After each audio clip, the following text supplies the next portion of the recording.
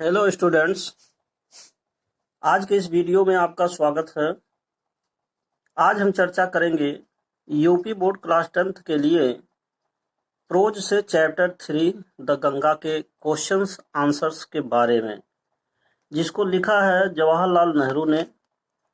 तो जैसा कि आपको मालूम है कि प्रोज से किसी भी प्रकार के किसी भी लेसन से जो क्वेश्चंस आते हैं परीक्षा में, वह 4 प्रकार के होते हैं। पहला आपका होता है पैसेज पर आधारित क्वेश्चंस, दूसरा लॉन्ग आंसर टाइप क्वेश्चन, तीसरा शॉर्ट आंसर टाइप क्वेश्चन और चौथा जो होता है वो आपका मैचिंग वर्ड से संबंधित क्वेश्चंस होते हैं। तो इस तरीके से 4 टाइप के क्वेश्चंस हैं। तो आइए अब शुरू करते हैं। तो इस किताब के अनुसार सबसे पहले लिखा हुआ है लॉन्ग आंसर टाइप क्वेश्चंस। यहाँ देखिए दिया हुआ है लॉन्ग आंसर टाइप क्वेश्चंस। तो आपको हम सबसे पहले लॉन्ग आंसर टाइप क्वेश्चंस के बारे में समझाएंगे। तो इसमें आप देखिए क्वेश्चन नंबर 1 दिया हुआ है, what is the significance of the Ganga for Nehru and for India. यानी कि गंगा का नेहरू के लिए और भारत के लिए क्या महत्व है। तो आपको मैं बता दूं कि क्वेश्चन नंबर 1 में अथवा आर करके अथवा करके ना जाने कितने प्रश्न दिए हैं, 8-9 क्वेश्चंस दिए हुए हैं। बहुत ज़्यादा प्रश्न इसमें दिया हुआ है। तो कहने का मतलब क्वेश्चंस चाहे जितना हो, आप क्वेश्चंस को देखकर ना घबराएं। लगभग आंसर एक ही है और सारे प्रश्न का केवल एक मतलब है कि नेहरू के अनुसार गंगा का भारत के लिए क्या महत्व है, या नेहरू के अनुसार नेहरू गंगा को क्या महत्व देते हैं। ये जो भी क्वेश्चंस हैं, अगर आप देखें किसी भी प्रश्न को, तो लगभग सभी प्रश्नों का एक ही जवाब आएगा जो यहाँ पर दिया हुआ है।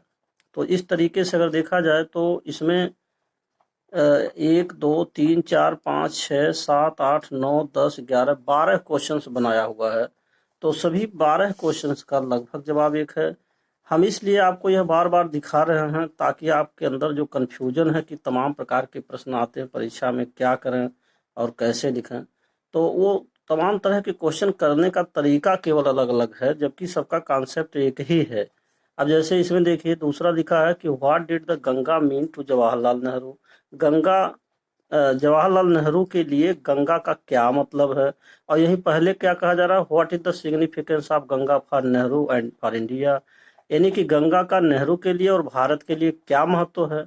और यहाँ कहा जा रहा है कि जवाहरलाल नेहरू के लिए गंगा का क्या मतलब है। तो दोनों का लगभग अभिप्राय एक है। इसलिए इनके प्रश्नों पर आप मत जाएं कि तमाम तरह के क्वेश्चन दिए हैं तो हम क्या करें, ऐसे आप कंफ्यूज ना हो। क्वेश्चंस चाहे जिस प्रकार से पूछ रहा है, लगभग लक्ष्य एक है सभी प्रश्नों का कि नेहरू के अनुसार गंगा का महत्व समझाइए। तो आइए अब हम देखते हैं आंसर्स के बारे में। तो इसमें जो उत्तर दिया हुआ है, तो इसमें पहला लिखा है the Ganga and the Yamuna meant a lot to Jawaharlal Nehru. Ganga और यमुना जवाहरलाल नेहरू के लिए बहुत महत्व रखती हैं, उनके लिए बहुत बड़ा महत्व है। He had been attach to them ever since childhood. Jawaharlal Nehru का गंगा और यमुना से बचपना से ही संबंध है, बचपना से ही जुड़ाव बना हुआ है। He loved the Ganga very much. वह गंगा को बहुत प्रेम करते थे। But he had no religious feeling to the Ganga. लेकिन उनके अंदर गंगा के प्रति कोई धार्मिक भावनाएं नहीं थीं। His attachment had grown with the time. और जैसे जैसे समय व्यतीत होता गया, उनका लगाव गंगा से और भी बढ़ता गया। इसके बाद he had seen their changing moods with the change of seasons. जैसे जैसे मौसम बदलते गए तो गंगा का जो परिवर्तन होता गया उसको उन्होंने देखा है, वो देख चुके थे। They had been a source of great inspiration for him. और वह गंगा और यमुना जवाहरलाल नेहरू के लिए बहुत बड़ा प्रेरणा का स्रोत बन चुकी थी। His attachment to the Ganga, और उनका गंगा के प्रति लगाव वाज मोस्ट, गंगा के प्रति जो लगाव था वो बहुत ही ज़्यादा था। So Nehru wants a handful of ashes to immersed in the Ganga, और इसीलिए जवाहरलाल नेहरू चाहते थे कि एक मुट्ठी भर राख को गंगा नदी में प्रवाहित कर दिया जाए। Nehru calls the Ganga at the river, Ganga the river of India.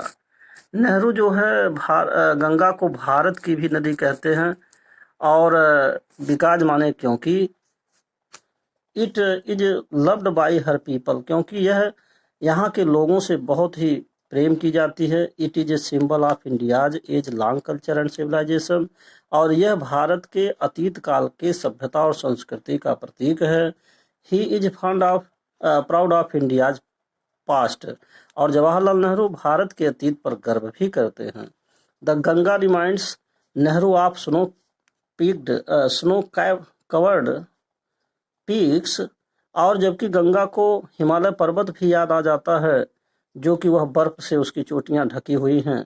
And deep valleys of the Himalayas, और हिमालय के जो गहरे घाटियां हैं उनका याद आ जाता है। गंगा को देखते ही उनको हिमालय पर्वत की याद आ जाती है जो बर्फ से ढका हुआ है। He loved the rich and vast plains, और जबकि वह उस हिमालय पर्वत के आसपास के जो भूमि हैं, जो बहुत ही समृद्धशाली भूमि हैं, उससे प्रेम करते थे। व्हेयर, जहाँ पर his life and work had been saved, जहाँ उनका जीवन और कार्य सुदृढ़ हुआ था। तो इस तरीके से लॉन्ग क्वेश्चन आपका ये समाप्त होता है। अब आइए जो दूसरा खंड है वह हम आपको शॉर्ट आंसर टाइप क्वेश्चन समझाएंगे। तो अब देखते हैं शॉर्ट आंसर टाइप क्वेश्चंस के बारे में। देखिए, शॉर्ट आंसर टाइप क्वेश्चंस परीक्षा में जो आते हैं वह 3 क्वेश्चंस आएगा, और कम से कम आपको 2 क्वेश्चंस करना अनिवार्य होगा। तो ऐसे स्थिति में आप जरा इन क्वेश्चंस को देखिए। क्वेश्चंस इसमें शॉर्ट में बहुत सारे क्वेश्चंस दिए हैं, परंतु इनमें से मैं आपको ज़्यादा नहीं 3 या 4 क्वेश्चंस बताएंगे। तो आइए देखते हैं। पहला क्वेश्चन है, अब देखिए यहाँ लिखा answer any 2 of the following questions in about 25 words. अब यहाँ कर आप 25 शब्द में नीचे दिए गए प्रश्नों में से किन्हीं 2 का 25 शब्दों में जवाब दीजिए। कभी कभी 25 शब्द, कभी कभी 40 शब्द लिख करके आ जाता है, जैसे भी है। तो आपको ये जवाब लिखना है। और लॉन्ग क्वेश्चन जो रहता है वो 60 शब्द में लिखना होता है, और 60 क्वेश्चन आपको ये 25 शब्द में 25 में ही लिखना होता है। और पोएट्री जब होता है तो उसमें आपको 40 शब्द लिखना होता है, जो सेंट्रल आइडिया होते हैं। तो आइए आगे देखते हैं। क्वेश्चन है टू नेहरू, नेहरू के लिए what was the most precious gift, सबसे कीमती उपहार क्या था। Who gave it to him in plenty,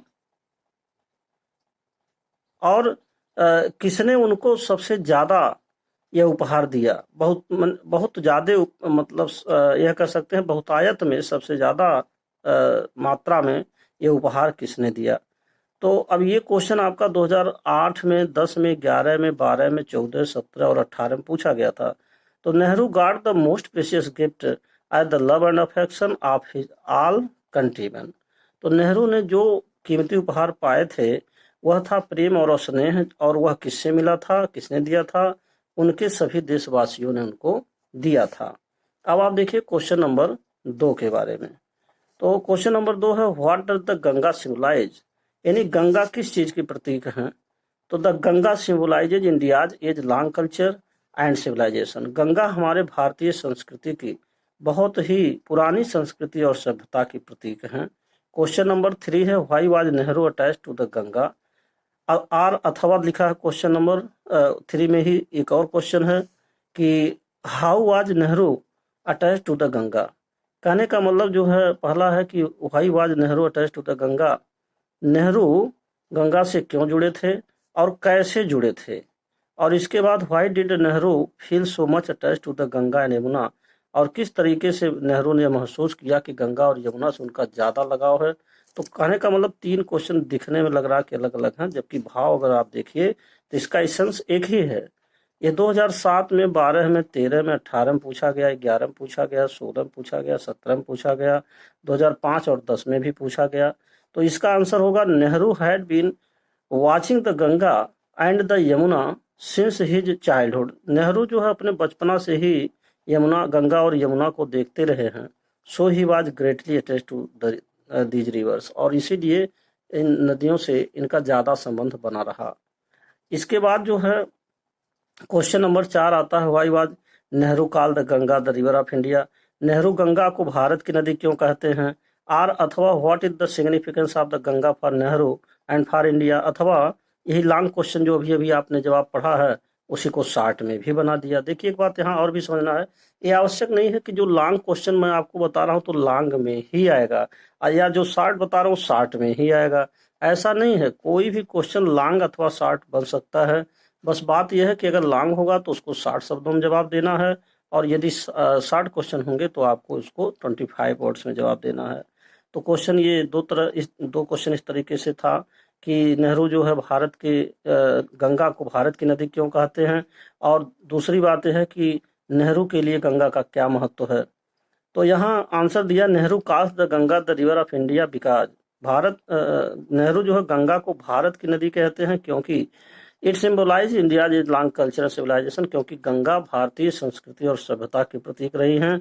it is beloved to the people of India, और यह भारत के लोगों की सबसे प्रियतम नदी रही है। तो इस तरीके से हमने आपको इसमें 4 क्वेश्चन समझा दिया है। क्वेश्चन इसमें बहुत सारे हैं, जैसे 5वां है, और फिर आप देखिए 6वां क्वेश्चन है, 6वां के बाद आप जो है 7वां, 8वां, 9वां, 10वां, बहुत सारे क्वेश्चंस हैं, परंतु हम इन प्रश्नों पर नहीं जाएंगे क्योंकि ये सारे क्वेश्चंस का जवाब वीडियो के द्वारा संभव नहीं है। मैं केवल और केवल आपको एक मॉडल प्रस्तुत कर रहा हूँ, एक मॉडल सिखा रहे हैं, और इसी एक कॉन्सेप्ट में आपको समझा रहा हूँ कि 4 टाइप के क्वेश्चंस परीक्षा में आने हैं। तो ये था आपका लॉन्ग और शॉर्ट, 2 तरह के क्वेश्चन हो गए। शॉर्ट आंसर टाइप क्वेश्चन ये समाप्त होता है। अब आइए तीसरा इसमें दिया है इंपॉर्टेंट पैसेज फॉर कॉम्प्रीहेंशन, यानी कि क्वेश्चंस बेस्ड ऑन पैसेज। अब आप देखिए पैसेज पर आधारित जो प्रश्न हैं, अब आप जरा इनको देखिए।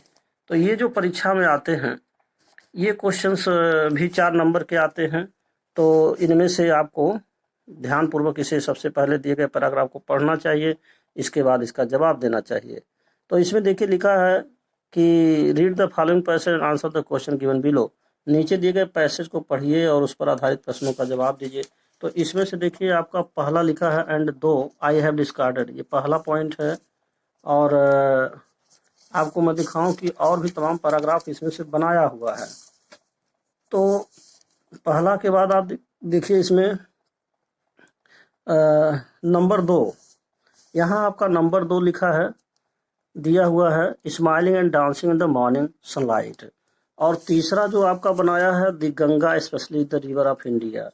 और फिर आपका चौथा जो बनाया है यहाँ देखिए I have received so much love and affection. तो कई पैराग्राफ हैं और जिसमें से मैं आपको दूसरा चुनाव करता हूँ और दूसरे को समझाएंगे। तो अब आप दूसरे पैराग्राफ को देखिए कि पैराग्राफ पर आधारित प्रश्नों का जवाब कैसे दिया जाता है। तो जैसा कि आपको मालूम है कि पैराग्राफ पर आधारित जो क्वेश्चंस आएंगे परीक्षा में केवल 2 क्वेश्चन पूछे जाएंगे और वह भी आपका 2-2 अंक का होगा, 4 नंबर का यह भी रहता है। तो सबसे पहले आपको ये पैराग्राफ अच्छी तरीके से भली भांति पढ़ना चाहिए, समझ लेना चाहिए, इसके बाद ही जवाब देना चाहिए। तो आइए शुरू करते हैं। Smiling and dancing in the morning sunlight, सूरज के प्रकाश में, स्माइलिंग माने मुस्कुराती हुई और डांसिंग माने नृत्य करती हुई सुबह के सूरज के प्रकाश में ये जो गंगा है। And dark and gloomy and full of misty at the evening shadows fall, और जब सायंकाल का समय होता है तो सायंकाल के समय में ये जो गंगा है कुछ जो है गहरी और कुछ उदासी ली हुई और रहस्यों से परिपूर्ण दिखती हैं। एंड ये narrow slow and graceful stream in winter, और जाड़े के समय में एक दुबली पतली धीमा बहने वाली और बहुत ही शानदार धारा के रूप में बहती हैं। And a vast roaring thing during the monsoon, और मानसून के दौरान जब बारिश होती है तो एक बहुत ही चिघाड़ मचाने वाली, वास्ट रोरिंग थिंग माने तेजी से चिघाड़ मचाने वाली यह गंगा दिखाई देती हैं। ब्रॉड बूजम्ड, और इतना ज़्यादा विशालकाय, ऐसे लगता है ऑलमोस्ट द सी, ऐसे लगता है जैसे कि कोई समुद्र का सीना हो, समुद्र का वक्षस्थल हो। And with something of the sea's power to destroy, और ऐसे लगता है जैसे कि समुद्री शक्तियां गंगा में आ गई हों, अर्थात एक गंगा के अंदर एक समुद्र जैसी शक्ति दिखाई देने लगती है मानसून के दौरान जब बारिश होती है। The Ganga has been to me a symbol and memory of the past of India. Jawaharlal Nehru कहते हैं कि गंगा मेरे लिए यह भारत की जो अतीत हैं उसका एक संकेत है और उसका एक चिन्ह है। Running into the present and flowing on to the great ocean of the future. और ये वर्तमान में बहती हुई जो गंगा है आने वाले भविष्य में एक समुद्र के रूप में इनका विकास होगा, यानी समुद्र के रूप में इनका महत्व बढ़ जाएगा। कहने का मतलब आने वाले भविष्य में गंगा का महत्व सिर्फ बढ़ेगा, इनका महत्व घटेगा नहीं। तो इस तरीके से ये था आपका पैराग्राफ का जो आंसर है यानी उत्तर है, इसका व्याख्या है। अब आइए इस पर हम देखते हैं क्वेश्चंस क्या बनाया गया है। तो क्वेश्चन नंबर 1 है, how does according to the writer, लेखक के अनुसार the Ganga look during the winter, जाड़े में गंगा कैसे दिखती हैं लेखक के अनुसार। तो इसमें आपको ये बताना है कि लेखक के अनुसार गंगा कैसे दिखती हैं जाड़े में। तो according to the writer the Ganga looks, अब यहाँ से आप ले सकते हैं narrow slow and graceful stream in winter, ऐसे लिख सकते हैं। क्वेश्चन नंबर 2 इसमें बनाया गया है। अब आप क्वेश्चन नंबर 2 को देखिए। इसमें क्वेश्चन नंबर 2 लिखा है, क्वेश्चन नंबर 2 है, write the name of the lesson from which the passage has been taken with the writer of the lesson, यानी कि इस पाठ का नाम बताइए जहां से पैसेज लिया गया है और लेखक का नाम बताइए। तो आप कह सकते हैं the passage has been taken from the lesson the Ganga and Pandit Jawaharlal Nehru is the writer of this lesson. तीसरा क्वेश्चन इसमें बना रहा है, which word is in the passage given synonym of the following words, नीचे दिए गए शब्दों का सिनोनिम आपको बताना है और नीचे दिए गए जो ऊपर आपका स्टेंजा आया पैसेज आए हैं उनमें से आपको चुनाव करना है कि सी और र्यून किन शब्दों से मेल कर रहा है। तो ये देखिए इसमें 3 क्वेश्चन दिया है जबकि परीक्षा में केवल 2 ही क्वेश्चन आएंगे। तो आइए अब इसको हम ये देखते हैं कि सी और र्यून इस पैसेज में कहाँ से मिलता है। तो सी और र्यून की बात अगर हम करें तो आप यहाँ देखिए साफ साफ शब्दों में यहाँ लिखा हुआ है, सी माने आपका होता है समुद्र। तो यहाँ सबसे लास्ट लाइन में यहाँ देखिए ओशियन लिखा हुआ है, ओशियन माने भी समुद्र होता है। और जहाँ तक लिखा है र्यून के बारे में, तो र्यून माने बर्बाद होना होता है। यहाँ पर एक शब्द है डिस्ट्रॉय, तो डिस्ट्रॉय माने बर्बाद होना होता है, नष्ट होना होता है। तो इस तरीके से क्वेश्चन तो इसमें 3 पूछा गया, परंतु परीक्षा में केवल 2 ही क्वेश्चन आते हैं, ये बात हमेशा याद रखेंगे, और दोनों ही क्वेश्चन 2-2 अंक के होंगे। तो इस प्रकार आपका ये पैराग्राफ पर भी आधारित क्वेश्चंस अब आपका समाप्त होता है। अब हम चालू करेंगे नंबर 4 मैचिंग वर्ड के बारे में। तो अब आप देखिए नंबर 4 पॉइंट वोकैबुलरी से संबंधित है। जो मैचिंग वर्ड है लिखा हुआ है, match the words in the column A with their meanings in column B. तो अब आइए हम देखते हैं मैचिंग वर्ड को कैसे हल किया जाएगा। अब जैसे मान लीजिए पहला लिखा है अबाउंडेंट, अबाउंडेंट माने होता है भरा हुआ होना। तो इसमें से भरा होना का कोई मीनिंग अगर आपको समझ में आ रहा है तो आप प्लेंटीफुल लिख सकते हैं, इसके माने भी भरा होना होता है। तो अबाउंडेंट का अर्थ हो जाएगा प्लेंटीफुल। अगला है कॉमरेड्स, माने होता है मित्रगण कह सकते हैं, साथी सहपाठी कह सकते हैं। तो यहाँ देखिए कंपेनियंस लिखा हुआ है, तो आप इससे जोड़ सकते हैं, कॉमरेड्स का कंपेनियंस कर सकते हैं। इसके बाद क्रीमेटेड माने होता है जलाना, आग में जला देना, या बर्न्ट इनटू फायर लिखा हुआ है, या अंतिम संस्कार करना, तो क्रीमेटेड होता है। और इसके बाद वेयरिंग यहाँ लिखा है वेयरिंग, वेयरिंग माने अंतर या जो है भिन्नता होता है, जिसका दूसरा मीनिंग चेंजिंग है। इसी प्रकार आपका इंटरविंड है, इंटरविंड माने एक तरह से इंटरलिंक्ड होगा, जुड़ा हुआ होना, तो इंटरविंड या इंटरलिंक्ड कर देंगे। और अगला जो आपका होमेज है, जिसका मतलब होता है अंतिम श्रद्धांजलि प्रस्तुत करना, एक तरह से आप कह सकते हैं वेलकम करना, या एक तरह से ये कह सकते हैं श्रद्धांजलि का मतलब है एक थैंकफुल टू थैंकफुल होना।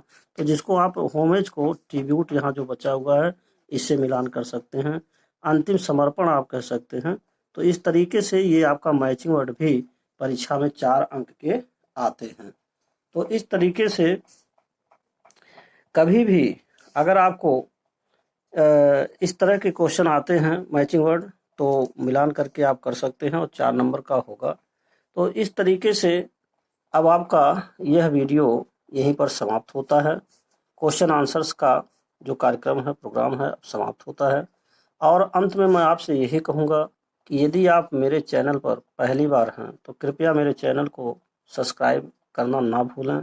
साथ ही साथ इसे शेयर भी करें और जो बेल आइकन है उसको भी प्रेस कर दें, जिससे कि जो भी मैं नए नए वीडियोज बनाऊं उसका नोटिफिकेशन आप तक तुरंत पहुंच सके। And finally, thanks for watching this video.